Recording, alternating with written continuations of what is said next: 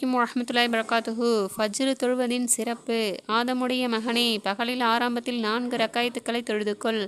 அன்றைய உனது வேலைகளை நான் முடித்து வைக்கிறேன் என்று அல்லாஹ் கூறுவதாக ஹதீஸில் அறிவிக்கப்பட்டுள்ளது.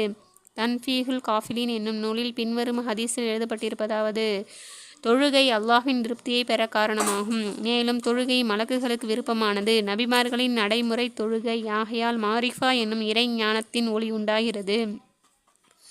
துஆ ஒப்புக்கொள்ளப்படுகிறது. உணவில் பரக்கத் ஏற்படுகிறது. தொழுகை ஈமானின் வேர். உடலுக்கு சுகம். எதிரியை தாக்கும் ஆயுதம். அது கியாமத் நாளில் தொழுபவருக்கு சிபாரிசு செய்யும். கபரின் விளக்கு. கபரிலுள்ள பயங்கரத்துக்கு ஆறுதல் தருவது. முன்கர் நக்கீருடைய கேள்விக்கு பதில்: கியாமத் நாளில் வெயிலுக்கு நிழல், அங்குள்ள இருளுக்கு ஒளி, நரக நெருப்புக்கு தடை, அமல்களின் தராசுக்கு எடை, சிராத்துல் முஸ்தகீம் பாலத்தை சீக்கிரம் கடக்கச் செய்வது சொர்க்கத்தின் சாவி. எனவே நாம் இந்த பலன்களை ஃபஜ்ர் தொழுது பெறுவதற்கு அல்லாஹ் தௌஃபீக் செய்வானாக. ஆமீன்.